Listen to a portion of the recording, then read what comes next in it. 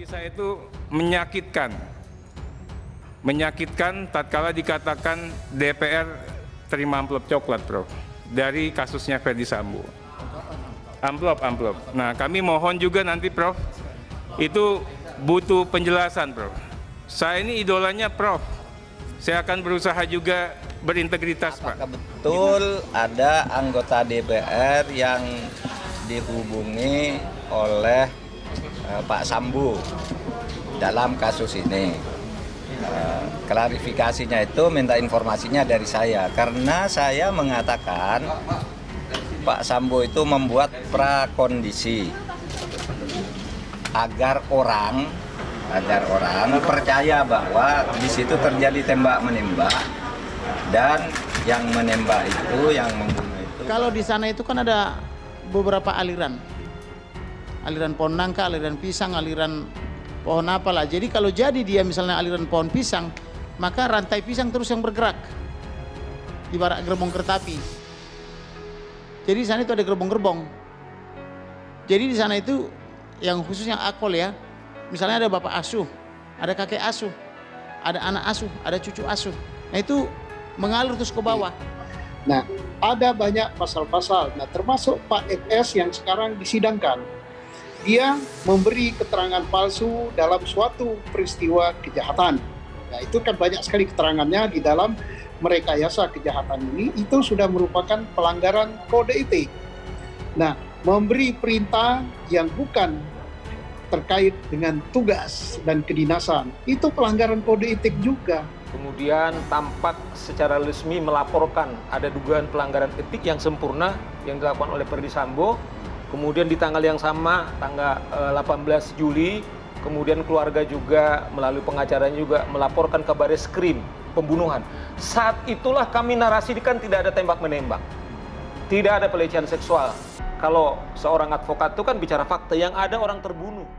Anggota DPR kepanasan, disebut Komarudin terima dana Sambo jangan-jangan bukan tuduhan. Deoli Payumara melerai debat panas antara kuasa hukum Brigadir J dan anggota DPR Arteria Dahlan. Perdebatan panas terjadi antara anggota DPR RI dari Komisi 3 Arteria Dahlan dengan pengacara keluarga Brigadir J, Komarudin Simanjuntak. Debat panas itu bahkan sampai dilerai oleh mantan pengacara Baradae, Deoli Payumara, yang menggebrak meja. Arteria Dahlan yang awalnya emosi dan mengancam Komarudin Simanjuntak pun sampai terdiam dan mengangguk. Debat panas ini terjadi karena adanya salah persepsi dari kata jangan-jangan yang dilontarkan oleh Komarudin Simanjuntak. Dilansir dari acara Catatan Demokrasi di YouTube TV One News, Rabu 24 Agustus 2022, Komarudin Simanjuntak menyentil Komisi 3 yang seolah diam pada kasus pembunuhan berencana yang dilakukan oleh Ferdy Sambo. Pertanyaannya, apa sih kerajaan Komisi 3? Jangan-jangan dia kebagian juga, sindir Komarudin Simanjuntak. Deoli Payumara gebrak meja bukan tanpa alasan. Ia menyebut dugaan tersebut dikarenakan pihaknya sudah mengirim surat beberapa kali ke Komisi 3 namun tak kunjung dibalas. Mendengar pernyataan itu, Arteria Dahlan pun langsung naik pitam. Arteria Dahlan juga menantang Komarudin Simanjuntak untuk menunjukkan buktinya. Mendengar itu, Komarudin Simanjuntak pun mencoba memberikan penjelasan. Kemudian ia pun tampak naik pitam dan meminta Komarudin Simanjuntak mencabut kata-katanya. Mendengar perdebatan panas itu, Deoli Payumara pun buka suara. Ia mencoba menjelaskan pada Arteria Dahlan apa makna dari kata jangan-jangan yang disampaikan oleh Komarudin Simanjuntak. Namun sebelum menjelaskan hal itu, Deoli Payumara sempat dipotong oleh Komarudin Simanjuntak. Namun sebelum selesai menjelaskan, ia langsung dipotong oleh Komarudin Simanjuntak yang mengaku kenal lama dengan Arteria Dahlan. Ia pun kemudian dipersilakan untuk menyampaikan poin yang ingin ia jelaskan. Ia pun kemudian mencoba untuk melerai perdebatan tersebut. Mendengar penjelasan itu, Arteria Dahlan pun terlihat menganggukkan kepalanya. Susno Duaji diteror gerombolan oknum polisi, datangi putrinya, diduga efek kasus Irjen Ferdy Sambo. Ex-Kabareskrim Komjen Susno Duaji mendapat teror dari gerombolan oknum polisi yang mendatangi tambang putrinya di Lahat, Sumatera Selatan. Ia menduga teror tersebut terjadi lantaran dirinya kencang menyuarakan keadilan dalam kasus pembunuhan Brigadir J atau Nofriansah Yosua Huta Barat. Dengan alasan menyuarakan keadilan, Susno Duaji pun mengaku tidak takut dengan teror-teror seperti itu. Hal itu dikarenakan dia mengaku sudah mempunyai banyak pengalaman selama 35 tahun berkarir di kepolisian. Ia mengaku sering menangkap pelaku dan pernah ditangkap juga meskipun penangkapan terhadap dirinya direkayasa. Susno 2J menceritakan pengalaman tak enak itu terjadi pada 16 Agustus 2022.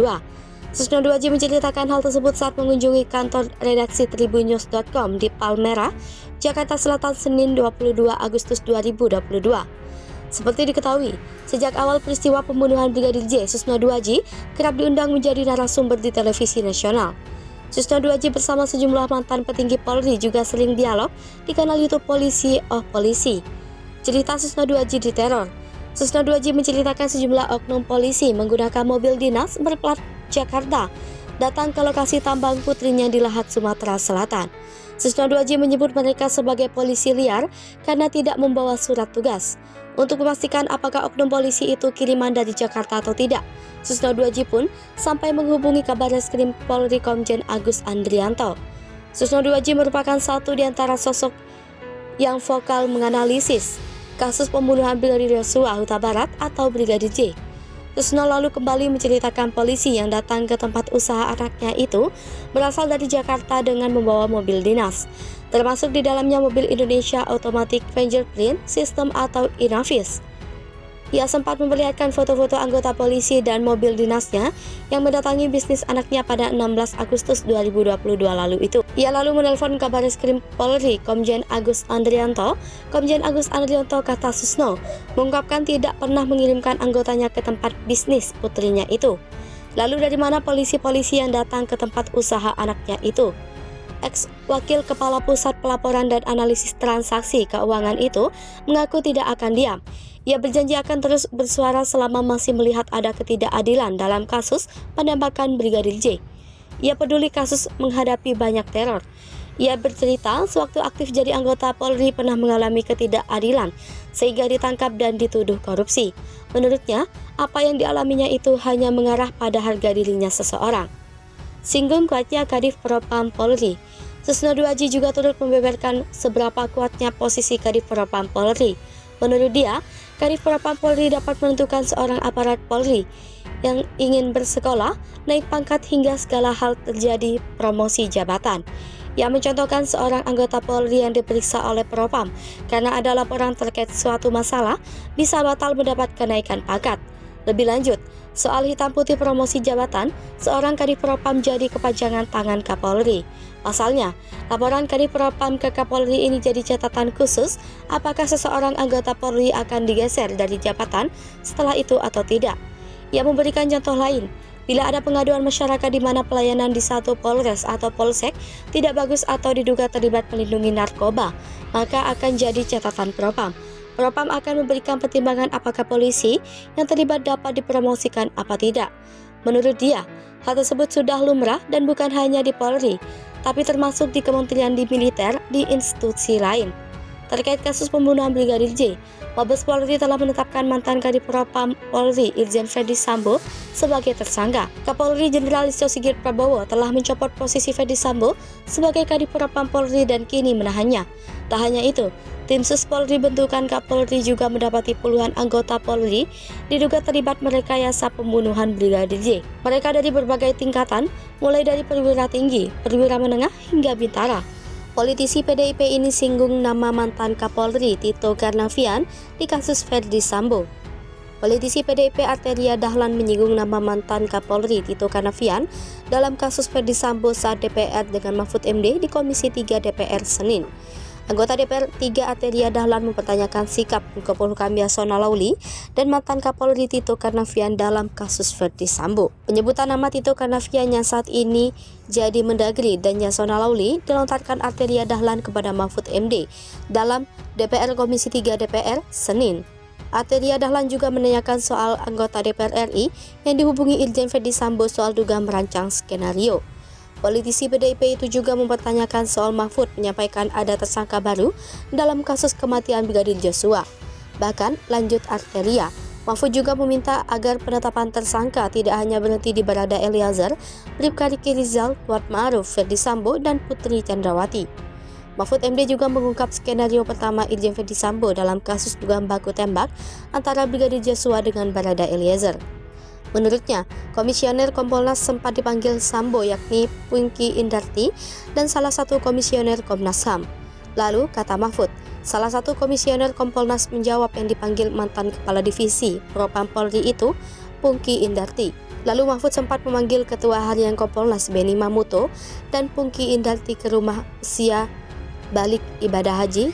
Lalu Mahfud sempat memanggil Ketua Harian Kompolnas Beni Mamuto dan Pungki Indarti ke rumahnya di usia balik ibadah haji. Menurutnya, panggilan kepada Komisioner Kompolnas itu menanyakan perkembangan kasus kematian Brigadir Joshua.